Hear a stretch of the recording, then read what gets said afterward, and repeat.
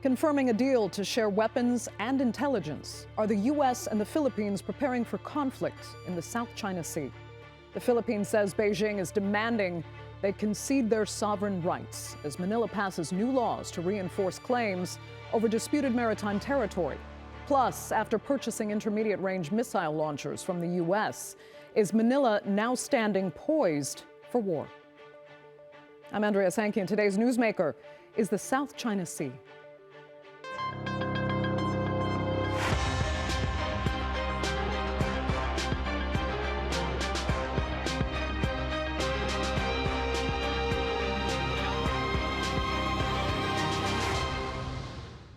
There are only a few months left for the Philippines to enjoy the strong security partnership it's defined with the Biden administration. President-elect Trump has made it clear he's not interested in funding the defense of foreign countries, since he believes they've taken advantage of U.S. generosity. So when it comes to the geopolitical flashpoint that is the South China Sea, the Philippines is particularly nervous about how to manage its disputes with Beijing. But is increasing military cooperation with China's adversary the best way to protect itself, or might it provoke a bigger problem? Here's a look. With tensions increasing in the South China Sea, the US and the Philippines are deepening their ties.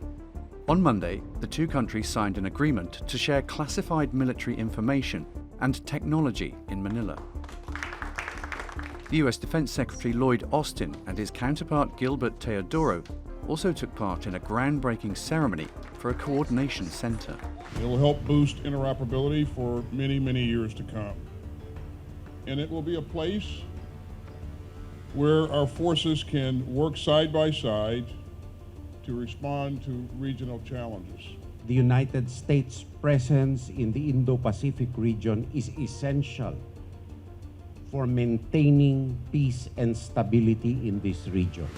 Washington and Manila have a 7-decade-long mutual defense treaty, but their relations have been boosted in recent years after President Ferdinand Marcos Jr.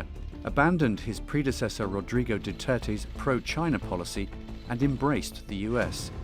And that's angered Beijing. It claims almost all of the South China Sea. It's built numerous military bases on remote islands and accuses Manila of infiltrating its territory. The confrontations between the Chinese Coast Guard and Filipino vessels have become routine in the disputed waters. In early November, Marcos Jr. also signed 2 new maritime laws to define his country's sovereignty according to the UN Convention on the Law of the Sea. Manila accuses Beijing of increasing pressure on the Philippines to cede its rights in the disputed waters. We don't need to enter into a geopolitical nexus for determining the root cause of the problem, because we are direct victims of Chinese aggression in this and in a concentrated area thus far in the West Philippine Sea. In a recent escalation, the Philippines Defense Minister announced plans to buy a US intermediate-range missile launcher known as Typhoon. The launcher first moved to the archipelago in April for joint military exercises, and the system was supposed to leave the country last month, but both Manila and Washington have agreed to keep it there indefinitely to enhance deterrence against China. Beijing has repeatedly sounded the alarm over the deployment and warned the Philippines to avoid going further down what it calls the wrong path. The introduction of the medium-range missile system, a strategic and offensive weapon by the Philippines in collaboration with external forces, is a provocative and dangerous move, and it will create tension and confrontation and provoke an arms race in the region. This is an extremely irresponsible choice for the people of the Philippines and Southeast Asia, as well as for regional security. The missile system could strike the Chinese military posts in and around the South China Sea, and it could also bolster Washington's hand in case of a conflict in the Taiwan Straits. With increasing military and political tit-for-tats, worries of a large-scale armed confrontation in the region are growing. So where do the disputes in the South China Sea stand now with that new military pact signed between the Philippines and an outgoing U.S. administration? Well, joining me now to debate that and more are from Manila, former advisor to the Philippines government on maritime issues and associate law professor at the University of the Philippines, J. Batang Bakal. From Beijing, senior fellow at Thai Institute and chairperson of Asian Narratives, Einar Tangen. And also from Manila, security consultant and former chief of FBI operations in the Philippines, Stephen Cutler. Thanks all so much for being with me. Einar, I'll start with you and with this latest military and security deal between the U.S. and Manila. You seem to see it as kind of counterproductive to peace in the region, while the Philippines says it's in their own defense of their own sovereignty, really. So why would it be a mistake for Manila to engage in this at this point? Well, there's a tremendous amount of unknowns, especially with Donald Trump coming in. It's kind of puzzling exactly why he's signing agreements with, in essence, a lame duck president. This would be the time when most countries out there are being very, very careful. They're sitting on their hands, waiting to see exactly what Donald Trump is going to do. He's an unknown factor. We know what he did his first term, but this time around, he's going to be unfettered. So the question is, why at this time is this the appropriate action? Okay, let me see if Jay can try to answer that. Well, I believe that these agreements, they don't come out on a whim. It has been the subject of discussions for quite a while, and for now it's really just an intelligence sharing agreement. I don't think that it really will change the situation on the ground very much at this point. You are correct that there are concerns about Trump taking the reins in the United States, but then there's nothing we can do about that at this point. So I guess that the parties simply just decided to go ahead with what had already been built and just concluded these discussions. Okay, Jay, but what about the intermediate missile launchers that were just purchased? You can say this is an intelligence sharing deal, but others do read into it that it will be about defense cooperation. Well, defense cooperation has always been one of the key factors, really, that have underlaid the Philippine-U.S. relationship. This is part of the modernization effort of the armed forces. This is probably the first time that we're going to be getting these kinds of capabilities, which I think is only normal because we are also developing other capabilities in our Navy and Air Force as well. And missile technology is something that has been of interest to the military for quite some time. Okay, let me ask Stephen Cutler. Yeah, but Andrea, I have to ask, I said capabilities for what? China is your largest trade partner, their largest investor. Are you saying that you want to defend yourself or have the first strike capability against a country that you're so economically entwined with? It just doesn't seem to make sense. Go ahead, Jay. Well, I think that, yes, it does make sense because, after all, we feel that the only real potential military threat to the Philippines is coming from China. And they've made no bones about it either in various discussions. They've seen the Philippine military as, irrelevant. And that has emboldened them in their moves against the Philippines. Now, it's natural for the Philippines to feel a bit insecure, especially with what's happening in the West Philippine Sea. We've seen them taking large sea areas, take control of them, and exclude Philippine interests, both public and private, from that area. Okay, let me get Stephen Cutler then into the conversation. Okay, Arnaud, very quick response, Einar, because I'd like to get Stephen in. Go ahead. Oh, okay.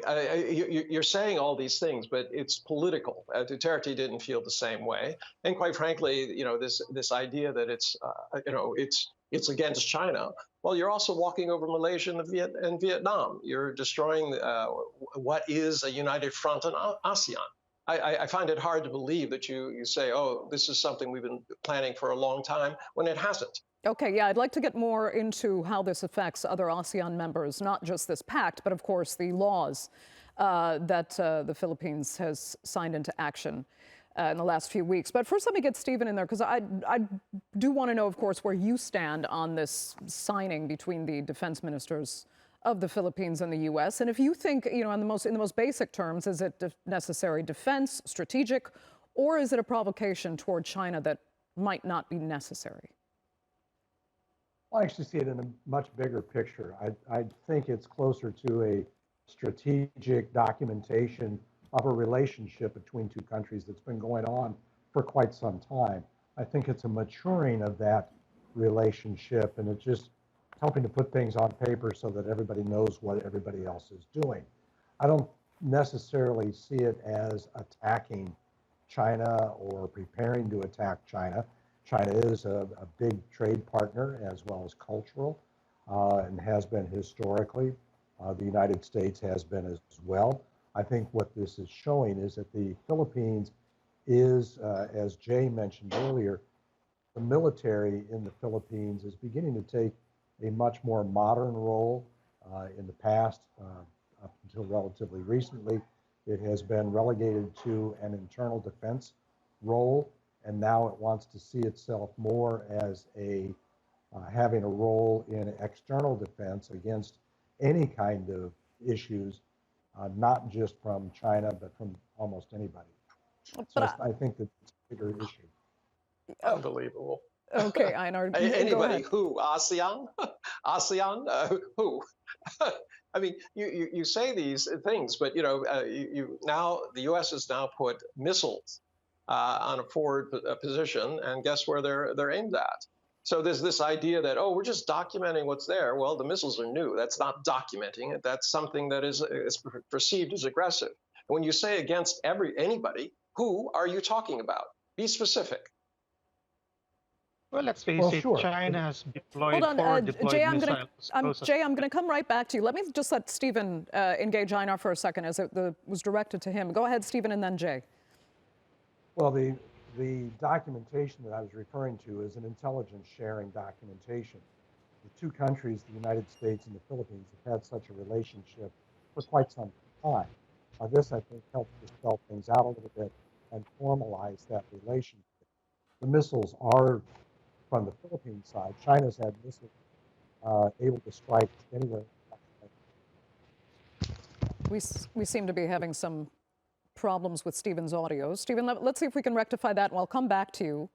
But then let me come to Jay, because Jay, I know you had a comment as well, but you can also comment on the question of to what extent is this not just a dispute with China, but between other nations in the region, including between Manila and Malaysia in particular. Kuala Lumpur is not happy with your new laws, and it's actually preparing a protest note. So that's the point Einar is making.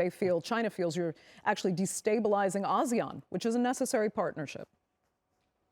Well, interesting. That's an interesting point, because after all, we would not have been interested in missiles had China not installed missiles as close as Mischief Reef, for example, where under the range of all of China's short-range, medium-range, and long-range ballistic missiles. So this is not something that I think we can also just ignore. As for our relations with other countries, ASEAN has actually provided a good venue for our countries to work things out, and it's worked out very well. Even though we have continuing differences with Malaysia and Vietnam over all of these issues in the South China Sea, you don't see us or any of us pushing our coast guards into the waters of the other countries to prevent them from undertaking activities in the claimed waters. We have adopted an attitude of simply living and let live, and we have been cooperating in many other ways. So this is entirely different from the posture that China has taken against the Philippines, which is actively interfering in our access to our own waters. Einar, again. I just having a really difficulty here. There's been three actions that can be interpreted as offensive: the intelligence sharing, the change in the laws, and the putting the missiles there. This has all happened in a relatively short period of time. It's offended China. It's offended the neighbors. And yet you're saying that this is somehow all normal, that this is just what countries do. Well, it isn't what's done. And quite frankly, in the midst, on the precipice of having a major change in U.S. foreign policy by Donald Trump, it's very odd. I don't know how else to put it. I mean, why would this be the correct time to do all these things? And I don't believe in this idea that, oh, we're just documenting things. Well, missiles aren't documenting. Passing laws against your neighbors isn't.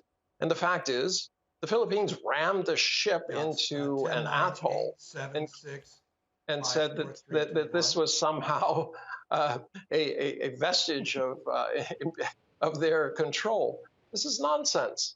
I mean, those same areas are claimed by other countries, including Vietnam. So this idea that you're acting self-righteously just doesn't hold water. Okay. Well, it's not about acting self-righteously, really. You have to remember, we rammed that atoll, as you put it, in response to China's invasion of Mischief Reef. They took it, they built shelters on it, claiming that they're fishermen's shelters. But now it's a full-blown military base. It's fully armed with missiles. It has aircraft. It has Navy and Coast Guard and militia vessels stationed on it 24/7. And they're using it to push deep into our exclusive economic zone, excluding us from access to our own fisheries, which we had been accessing for years before. With respect to our neighbors, we continue our dialogues with them. And in fact, we still have active cooperation with them, especially against piracy and other law enforcement activities. Now, as for the laws that had been mentioned, I had forgotten to address that. These are laws implementing the law of the sea, to which the Philippines is a party. And the South China Sea, the West Philippine Sea, is not the only ocean that we're concerned with. We also have the Sulu Sea, the Celebes Sea, and the Pacific Seaboard, as well as our own inter-island waters. So we want to lay the foundation, really, for a legal framework that not only will be responsive to domestic needs, but one that is also in accord with international law. And that's how we hope to be able to manage, especially international activities in our waters. Okay, so we're getting back to the very foundations, really, of this dispute, but I'd like to move it forward slightly. Stephen Cutler, I'm being told you're back online. You know, Trump has said that U.S. allies are taking advantage, have been taking advantage of the United States. So tell us how you think he's going to define the U.S. relationship with the Philippines, especially when it comes to the South China Sea, and how that might change the dynamics here and China's stance in the region. Well, from my perspective, this idea began during his first term when he wanted the Philippines to take much more of an active role. That has now resulted in the modernization projects across the board for the Philippine military. It's not just the Army, it's not just missiles. There's a lot of things that they have going on trying to modernize their capacity in many number of things, as well as the Navy. The Philippine Navy is, for many years, has been not really well equipped, has been not really well trained. You have some very brave people, but not good equipment, mostly for inter-island work. And some of the work that they're doing now is beginning to build a deeper water capacity. I think some of that will be useful in humanitarian and disaster relief as well. So I think that this modernization will actually push forward under the second Trump administration, because it was started a number of years ago. We tried to do that back in the late 90s and early 2000s with the Philippine Defense Reform and Philippine Defense Assessment. Unfortunately, it didn't carry out the way we were hoping it would, but I think on all sides, but that is now coming to fruition, and you're seeing a much more capable Philippine military, which will be hopefully on par with what Indonesia, Malaysia, and other ASEAN countries have. Okay, let me come to Einar quickly, because as far as Trump is concerned, do you think he only really sees any prospect of punishing China, you know, if there is any aggression against a U.S. ally, i.e. the Philippines, in terms of, you know, trade punishment and tariffs? Or, I mean, yeah, I mean, would that be good or bad for China if that is going to be his policy? Well, it's neither good or bad. I mean, Donald Trump sees foreign policy as a leverage tool for economic gain. We've seen that consistently. He's been a great salesman for bombs and bullets, etc. But the fact is, his goal is to make, quote, America great again, and that is not overseas.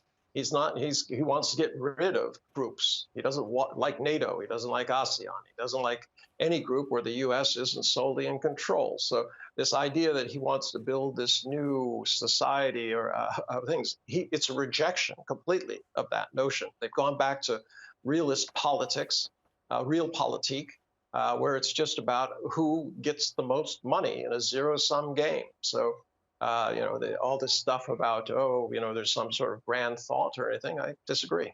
Okay. Let me get Jay's thoughts on that. I mean, and what does the Philippines really stand to lose if it can't effectively defend what it sees as its territory in the West Philippine Sea, i.e. the South China Sea? Well, right now we're already standing to lose, of course, access to our fishery resources. Our fishermen, and I've met them personally, they've already been complaining of daily harassment and that they're being prevented from fishing as close as 20 nautical miles away from shore. And they complain about that, and starvation and the lack of income is a very, very real prospect for them right now, especially the past 2 years when China really began tightening up against them. We have been unable to tap our oil and gas resources due to the interference of China, especially on Reed Bank, which it claims. And the Duterte administration, despite all of its accommodation and friendship towards China, simply did not get any kind of concession that was substantial enough for us. So right now, our energy security is actually on the rocks because of the potential gap in supplying energy resources, because we haven't been able to access the petroleum resources in our own waters, and we're having to compensate for that by getting more expensive fuel abroad. Okay. And food security, as I mentioned, also is already being felt across the islands. Einar, quick minute, and then I need a final question for Stephen. He's back online. Go ahead, Einar. All right. Okay, so the issue is you're willingly becoming a proxy for a nation who, everywhere they've gone, whether it's South America, Africa, Europe, the Middle East, has used proxies to create destabilization so it can control the situation. I find that odd. As a person who is an expert in UNCLOS, a legal expert in UNCLOS, you should know, of course, that UNCLOS was started by the U.S. but never signed by the U.S., and that has resulted in 50% of the nations that are involved having disputes and maritime disputes, as opposed before when it was a cannon shot rule and everything was already settled. So this idea that somehow the Philippines acquired stuff is nonsense. Okay, we've done to our last 2.5 minutes, so let me get this in with Stephen, because there have been comparisons made now, and it's been said that there are many similarities with the escalation between Russia and Ukraine a few years back, with Russia saying if it hadn't been, in large part for the U.S. and NATO building up their militaries in our backyard, we wouldn't have had to invade Ukraine. So do you see the same kind of ominous trend building here between China and the Philippines and other countries in the South China Sea, saying that the U.S. is again putting its military defenses in our backyard, which could take us to another level of escalation? Well, I suppose an argument could be made for that. I don't buy it, but it could be made. And the reason why I don't buy it is that I don't think the United States has really tried to take over the Philippines and so on, which some people suggest. The United States has been very careful about not having actual bases here. People rotate in and out training. That training benefits the Philippine military across the board. And so I just don't see a comparison between Europe and the South China Sea and the Philippines. Fair enough. And it seems Jay agrees?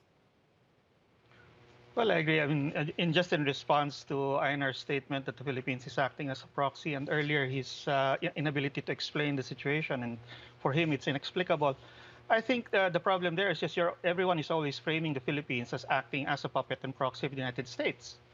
If you were to perhaps hypothetically assume that the Philippines is acting completely independently, then you might find your answers as to why we're making these decisions. Okay, Einar, we have 1 minute left. You can go ahead. Yeah, I mean, every nation is a sovereign nation, and there are issues with the fisheries. There are issues with the South China Seas. The Nine-Dash Line is not complete. It doesn't have a complete understanding of what it means. Local laws passed in China are still open to interpretation. But the issue is, this is something that needs to be decided in ASEAN and China, not by outside powers like the US, which has been at conflict for 231 years out of its 248. I don't understand why the Philippines thinks that the US is trying to help them. They're just trying to use you as a proxy in order to bait China in a policy that is all about containment. Okay. Einar, that will have to be the final word because unfortunately we are out of time for this edition of the Newsmakers. But I'd really like to thank all three of you so much for sharing your insights and opinions, and thank our viewers as well. Thanks so much for watching. Remember, you can follow us on X, and do be sure to subscribe to our YouTube channel. I'm Andrea Sankey. We'll see you next time.